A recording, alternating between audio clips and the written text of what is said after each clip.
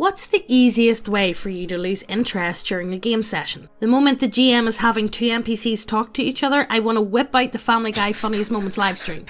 Muted and with subs to be respectful. Well... Just be boring, mate. Right, okay, well obviously like this is a bit of a beat thread, but I can't help myself at the same time. However, yeah, he is like, let's be serious, NPC dialogue. Sometimes it is important to put it in, but if there's any other way you can do that, where you can involve the players, do it any other way. Don't get me wrong, it can be done, but it's like Fade to Black. You know, people are like, oh, I'm going to be able to tell like a really adult story, and you know, we'll do it respectfully and tastefully. It's not going to happen, man. It's just not. You're not good enough. None of us are good enough to pull that off. So yeah, just don't. So what would be a turn off for you? What is it that, like, you know, if someone pulls out, it's like, oh, God, please don't. For me, it's probably just my presence to a lot of people. Just you at the table. I think it's more, here, I keep things interesting, Megan, okay? At least I think I'm fun. At least I laugh at my own jokes, okay, guys? I'm sorry. Look, let's jump into this thread and let's see what it's all about, will we? I really hate it when people agonise over choices that don't matter. When someone is in a mildly tight spot and they're sitting there for 5 minutes wondering if they should attack left or right. And left is weaker, but right would be better to take out first. And it goes on forever, and everyone starts coming in with advice, making them consider even longer. Look, if you want to do that, play a war game and then they finally pick, and they just miss their attack anyway. Yeah, see, I think this is one thing, especially when it comes to IRL games. You get this a lot more. So I'm way more of a fan of models on the table. By the way, you should totally check out our model site. By the way, yeah, not shell, but no. One of the biggest problems though with playing with models is people then suddenly treat it differently, and they look at it a lot more tactically. Yeah, would that be a fair way to put it? And you know, for a lot of people, that kind of turns people off, because it's like, if you want to play a war game, play a war game. There's nothing wrong with wanting to, like, you should play know what you're doing. Like, you know, I'm just saying that, like, you know, just pay attention when it's not your turn. It's like, right, I'm going to do this, there you go. Honestly, see people that, like... No, plan it in your head while everyone else's turns are going on, and don't be that guy. I feel like, who takes 10 minutes to work out your turn. I know. And work out the math, and you roll and you get a 1, like, stop it. Hi, how do my spells work, guys? Leak that in your own time. Oh, well, okay, look, now triggered. Okay? Well, here, you don't come for me. Well, that's why I don't play spellcasters, because I know I would be that person. Sometimes I do, okay, so sometimes I do have to ask, because some DMs are like, yeah, I would allow you to be able to use that spell in such a way. The most ridiculous one I ever heard was a guy wanted to use prestidigitation to make a telescope or something by, like, it was, no, that's, you're not getting that. Don't be ridiculous. But sometimes, you know. Oh yeah, you're saying, oh, you wanted to use this to make a telescope after all the ridiculous things that you've ever wanted to make, James, okay? Don't call yourself out like that. Don't make yourself look like the bigger person. Alright, fine, okay, look, next post, guys. Okay, maybe maybe I do all these things, but at least I'm able to see myself for what I am. Shopping as an actual bargaining with every single shopkeeper, just to save a few pennies here and there, and done during gameplay time, because hey, why not waste an hour for nothing? Look, here's the book, here's the page with everything in the shop. That's how much the prices are. If you really want, give me a good charisma roll, and maybe, okay, but that's it. I'm not, like, unless it's something really special you're looking for, unless it's, you need this one, is this item going to be the MacGuffin? Yeah. Okay, then you can, come on. Or is it like... Yeah, is it important to the story? Like, is it the MacGuffin? You know what I mean? I think that's... Or is it the Lich's phylactery, like, sitting on a shelf? It's like, well, maybe you can... Okay, I'll let you roleplay that. I know it's a role-playing game, and I know you want to roleplay, but I want to roleplay the fun stuff, okay? You know what, actually, I'll tell you guys a story. I did business, so I did my GCSEs, and oh my god, there was one bit in my coursework where the teacher was like, yeah, you have to, like, go out to shops and barter. It's like, no, that's just fucking rude. I know, it is just rude. I really do consider it, like, take me to Nuts Corner, I'll barter with the gypsies, but, like, I won't. If I'm going to, like, a flea market or, like, whatever like that, but, like, they were asking, say, yeah, you should, like, go into, like, a corner shop and just, like, absolutely like, not. No. That's a small business, I'm not doing it. Like, the prices are there. I just couldn't. Do you guys do that? I know it's different in different countries, but to me, I couldn't bring myself to do it. It was fucking brutal. Yeah. NPC dialogues as actual dialogues, where GM talks with player. In zero time, you're just talking with the GM, since they will all have the GM's personality in the long run. On top of that, since this is fully improvised, vital information is rarely delivered, and the GM can't even catch on it, since he already knows that what there is to be known, thus doesn't realise said information wasn't passed. I think this is a problem with me with my GM style. I think there's a problem with you with me as a human being. No, because what I've started doing is, look, guys, this bit of information is important. It's like, I try and like add a character, and then like guys, just fucking listen. Sorry, out of context, I'm setting up my computer at the minute. What have you downloaded on my computer that's giving me crypto updates on my bottom bar? No, that's that was ages ago. That was the miner. So. Oh right. Yeah, it was mining on Megan's PC a while back. That was before electricity went through the roof. I was like, yeah, it's not worth it anymore. No. I mean, it worked.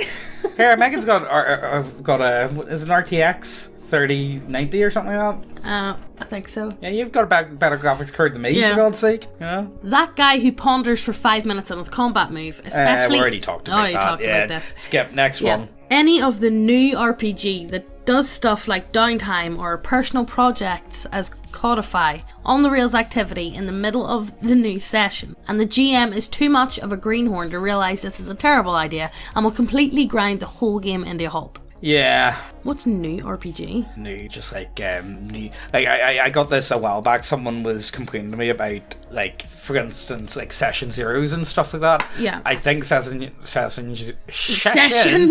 I like, anything that's came about really in the past like 5 to 10 years. Yeah. Some of it, I think they've got a very good point. See, the idea of a session zero though for like people that actively know, it's pointless. But if it's for like complete randomers, like if you're just picking up a game, if you're pulling people together like on the internet, then it's very useful. I think it's definitely worth talking about. But like for most people, and again, a lot of stuff falls into that, any form of new ideas. And again, I suppose that's the Grognard's idea of anything new equals bad. I think it's a bit of a mix, if I be honest with you, but I'm gonna get shouted at regardless for how dare you say that there's nuance. You know what I mean? That's what I feel like sometimes. It's like, yeah, you guys have got a point, but like, you don't always have a point, but you do a lot of the time. Like, let's just keep going, will we? So, I don't know if you know this, but we've got a website with lots of models. And whenever I say lots of models, I mean lots of models. We've got models for any setting that you can think of. With humans with biddies, animals that shouldn't have biddies but do have biddies, dwarves and elves with biddies. Look, we've got a lot of smut models. But it doesn't stop there. We really do have models for anything and everything. And to be honest, they look so good.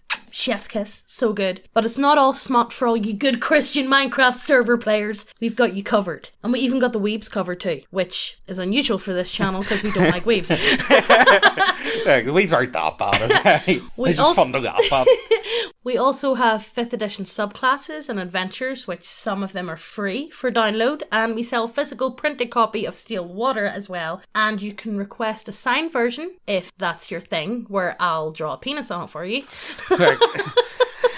If you want us to sign a couple of decks, we'll give you decks, okay, guys? That's what you want. Anyway, if you enjoy what we do here, go ahead and check out the website. It helps us out so much, and we don't need to worry about our YouTube overlord striking down another one of our channels. Our website is also now available as an app on Android. Also, and the winner of the daily giveaway is this guy! Yay! Woo!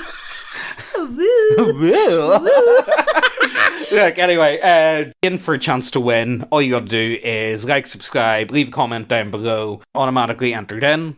And to claim the prize, you just send an email to neckbeardiacontact@gmail.com. Let's get back to the video. For me, it's when the DM ERPs with his girlfriend. It happens every time, man. Every time. He won't start flirting with me, man. He started calling me a side-hoe, man. What the fuck's out of me? Jesus Christ. This happens a lot in our current campaign until they finally broke up. It once lasted nearly 2 No, it did hours. not. Oh no. Well, the rest of us 4 sat and listened while the DMPC and his girlfriend said, "I love you," over and over. Then the session ended, and we didn't play for nearly 3 months afterwards, due to outside reasons. Are you sure? Are you sure it's outside reasons? One of my friends quit the campaign after that, and the DM doesn't speak to him anymore because he got upset. Okay. Do you not want to hear me make love to my girlfriend on tabletop? My girlfriend. Do you want to see my girlfriend? Here's my girlfriend. I don't know, man. Like, I mean, I don't really have anything to add to that. Let's just keep going. But like, is that it's like, you know, okay, we hear about it all the time. We read stories about this sort of stuff all the time, but I've never actually came across this before. Like, if I be honest with you, I've never. I guess I don't think so. I wouldn't put it past Teal sometimes. I wouldn't put it past Garbro either, if I be honest with you. Oh no, Garbro's like peak of. He would do that. Yeah, Garbro probably would. Just remembered a similar thing. Same DM. So it's the same. Oh, Yeah, this is the same guy? Yeah, or it's the okay. same guy, yeah. He wanted to run a shorter campaign to introduce one of his friends to tabletop, and had this genius idea to run vignettes as a sort of session 0 to introduce every character individually. Problem was, he wanted us all present for each one, which meant we all had to sit and listen in turn while everyone's prologue played out. This might have been fine if not for the fact they all ended up being a couple of hours each. Oh my god. Oh. His girlfriend's being over 2, and she also got to be present for another characters on top of that. No, just no. No. In the end, like, no, you know what? This is just a universal truth. If something goes on for like 20 minutes and it's only involving one player and the DM, absolutely not. It's not fun for anyone else. No. In the end, the new player didn't even get his turn because we ran out of time after my vignette. So of course, we all had to meet again next week to run his. I zoned out the entire time and played, I don't know, Battleship or something. There's nothing quite like being told your attendance is mandatory in D&D when you know for a fact you won't even be allowed to play. After the prologues, the campaign itself was never actually ran. Oh my god. You know what? That's probably a good All thing. that effort. That's probably a good thing. Let's be serious. I know. When a player decides he's the main character again. Hey, I get forced into it, okay? And I don't even mean just doing something that takes spotlight. That's cool. I mean when they decide to make a whole scene about themselves and then grumbles that no one is playing along. I have 2 of these schmucks in my group, and they hate each other. No, I'm better than you. Don't be silly. I think one will get the boot soon, but I'll be pissed if the other gets away with it because he sucks up to the GM. You know, the thing is, I feel like sometimes I get like, the one James just has main character syndrome. No, I don't, okay? You know what the big problem was? It was because I think it happened a lot in Line of the Philosophy meeting because none of us had any charisma and I was the only one with any intelligence. No, but it always happens with in any group. The one with the highest charisma kind of takes the lead role because they're the only one who can actually talk their way out of shit. But I didn't even have charisma. I had intelligence. Yeah. And therefore, I was just mostly doing investigative work. Yeah. You know what I mean? Yeah. So that's kind of what it felt like. Anytime we had to like deal with NPCs. Yeah. It felt like it was my job. You were the one, yeah. Well, it didn't just feel like it was my job. It was like everyone else was like, I don't know, guys. Everyone else was like, I don't know, I'm kind of retarded. You just work away. Do you know what I mean? That's kind of what they all went for. I was like, I'm not mad about it or anything, but I did do a couple of sessions where I was like, right, no, I'm gonna step back, and then it kept feeling like the DM was like, yeah, you sure, yeah, like you were like they were pushing you to be trying to get back into it, you know what I mean? Which they meant well and all, but I was feared just in case I was like people were thinking, oh, he's hogging it. Yeah, exactly. You know what I mean? When the DM rolls up a random encounter and only then starts looking up their stats, rolling their hit points, sorting out treasure for each, etc. I don't mind it if they know what they're doing, as long as they're not like having to as long as they're not having to actually like take out the player's handbook and stuff. Yeah, as long as they're not getting out like the monster manual or whatever. Like, you just give it a quick glance. Yeah, I know what's going on. It's fine. Don't worry. Just keep going. When the DM rolls a dice behind a screen and without looking at it says some random bullshit happened. Well, once again, if it's pushing the story along, who really cares? Yeah, I'm not mad about that. When another player starts using computer game terms, calling the other players the tank, or mentioning DPS, pulling or saying that all the loot is in a magical grip kitty that no one else seems to be carrying. Yeah, that's a bit of a pain in the dick, so it is. But, it's very understandable why video game terms... But there are some players who are just the tank, though. Yeah, there is. Okay, my worst... the one that I hate the most, and it's only really started happening since I've been getting more and more into other systems and writing rules and what have you, is it runs on the same engine instead of just calling it a system. Yeah. It's like, no, this runs on the same same engine as tHe. Do you mean you play on tHe? tHe. No, yeah. please. No, it's not a computer game. Stop Please, we're not playing. It's not Unreal. Okay, please, please. No, but my own imagination needs to be. Look, anyway, keep going. When some narcissist pulls out a phone, the second the game isn't revolving around them. I don't mind it so much. That's just manners, to be honest. Yeah, it is more manners, but I don't mind it if it's like a resource for the game. So that's the thing. So many people use laptops and phones for games now. Yeah. That honestly, you've really got no idea. A lot of people have like their stats and all on phones so they can keep up to date. Yeah, so I don't really mind that, but like, you know, if they're again like the top post, if you start watching Family Guy, that's a bit different. Yeah, that's a bit different, you know. Irony. I just fucking hate it. It's so overplayed. We get it. Dopey old school fantasy tropes are low wacky and outdated. Please God, shut the fuck up about it. You're not funny or original. It's especially sad when players are obviously using it as a crutch for how insecure they are to be sitting around a table playing a silly dice game. Look, I've only had 2 gay characters, okay? And both of them were really fun. And I really wouldn't mind it as much in-game, where everyone was pretty decently on point with the roleplay and had good characters. I'm not a hyper-realism autist or anything, but every day I get closer to the understanding of why...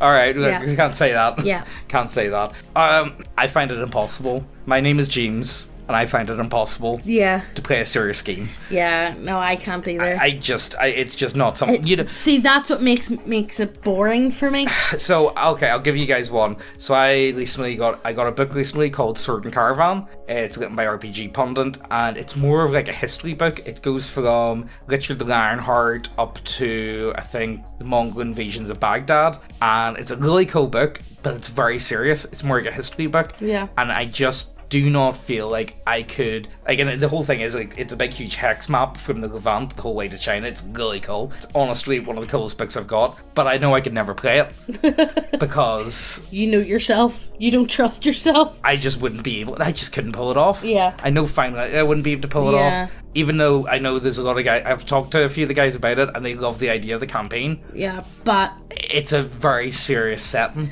I know. And I just don't think I could do you couldn't do it. I just couldn't do it. I couldn't pull it off. Have any of you guys done like genuinely like Lion and Dragon, any from like historical role-playing games? Like I yeah, like okay, war games is one thing, but role-playing games, it's just I'm guys. Are you not making a World War I book? Well, it's got a lot of fantasy elements in it though, right. So I'm mixing stuff in, you know. But that is something also that I struggle with. I feel like, am I making shitty fan fiction? Yeah. Do you know what I mean by adding these fantasy elements? Yeah. And also, well, I think I've been able to pull off the serious bits, but also I let the players do wacky stuff if they want, because that's what they enjoy. Want, yeah. Like, for instance, Mittens, he played Johnny Rotten Rule Token, so he did.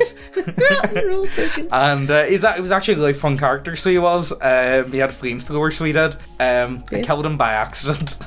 You did? Yeah, I did, because I DM'd a game and he was playing that character, and then Teal DM'd a game and he also played that character, and yeah, I shot him in the back. Like, look, it was a long distance shot. There was like 2 of them. He was like struggling with one person, like they were grappling each other. And I even said to Teal, it's like, well, the way I would do it is like, if I've got disadvantage, but only if I get like a nat 1 will I hit him. Of course, that's whenever you get the nat 1. Yeah. The heckin' nat 1 moments of my life. The heckin' nat 1 moments of my life. But yeah, I got the nat 1, and he did have the flamethrower on him, and it ended up critting him and all. So oh no! Fucking look, the main baddie died though in his grip, so Johnny Rotten Rules Token's death was not on. Rotten Rules Tokens, that's class. That's such a good name. I really such a good name. Yeah. But anyway, look, let's keep going. Well, what do you guys? All right, what do you guys like with serious games? I can do like a serious game within reason. We tried that with Line of the Forgotten Meeting, but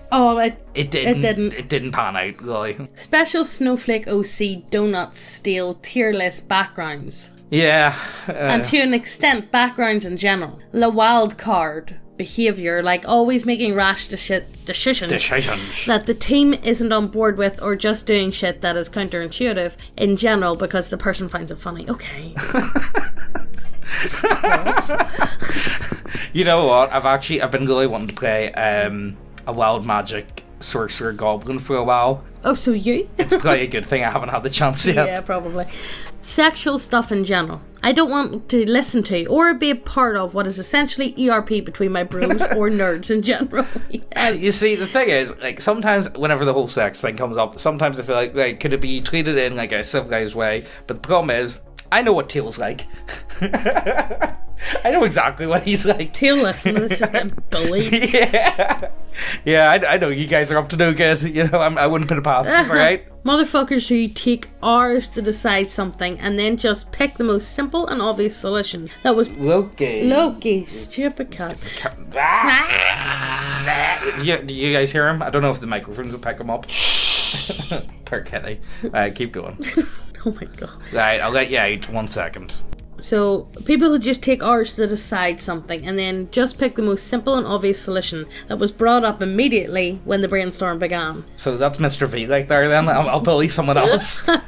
When combat tries to be too fantastical and ends up being long and drawn out, especially when combined with people like the point above this one. Waves of enemies are a slog. Waves of enemies are a slog, sorry. Too much or too little effort in roleplay. Just don't be autistic. I mean, look, I think that could sum up our channel entirely. It's like, look, man, I know you got the tism and all, but like, just try and dial it back a wee touch, and you're golden, man. Trust me, you're golden. That would actually fix almost every story time we've ever done. It's like, look, just dial that. Just dial it down a wee bit. See, whenever you think it sounds like a right idea, it's probably not. Do the other thing. Trust me. Just trust me about that. Obvious DM railroading. Inconsistency in direction or rilling. Just annoying DM shit in general. And again, here, this will come back to a previous point about the historical stuff. Railroading within reason. Mm-hmm. I feel like, well, that wouldn't make sense from a historical standpoint. So don't be ridiculous. Or like maybe even, okay, you're a peasant class. Why are you going to go see the king? Mm. You're not going to go see the king. Don't be silly. No. You know what I mean? There's a lot of like minute things that just get in the way of gameplay a lot of the time when it comes to historical games. And that's why when I came to like... And then if people are panicky about that, then it ruins the whole game. Don't get me wrong, I get why people are, and I don't blame them for it. And if that's the way they want to play, then definitely go for it. But I don't know, it's just not for me.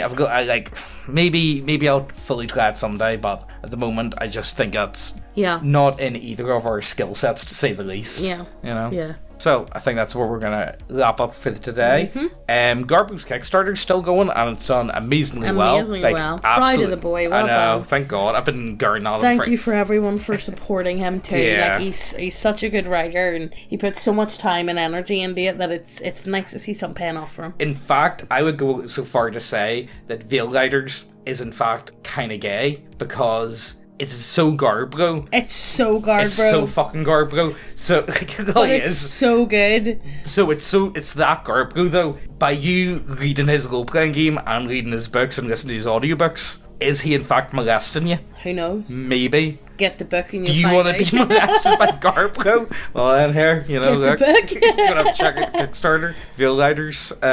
Honestly, I'm pretty sure. Like, well, look, either way, check that out. Also helps us out to no end. Check out the models, the website. We're still gonna get a few copies of Steel Water. People have been buying that like mad. I might actually buy another because I was thinking that there's a lot in there. Like, like a lot of sold. Yeah, a lot of them have. So, like, you know, we're coming to the end of them. I might buy in another load of them because you guys seem to enjoy it, even though it's 5e. But it's 5e, it's D20 based. You could use it for almost any D20 system. So, like, you know, I wouldn't worry too much about that. Is there anything else worth bringing up? Like, what do you like? I feel like we've already like spoken about it. Like, you know, our ones. Like, you know. Oh no, you know what? What am I? Actually, everything of mine we've talked about in this video. What am I most guilty of, though? Being autistic.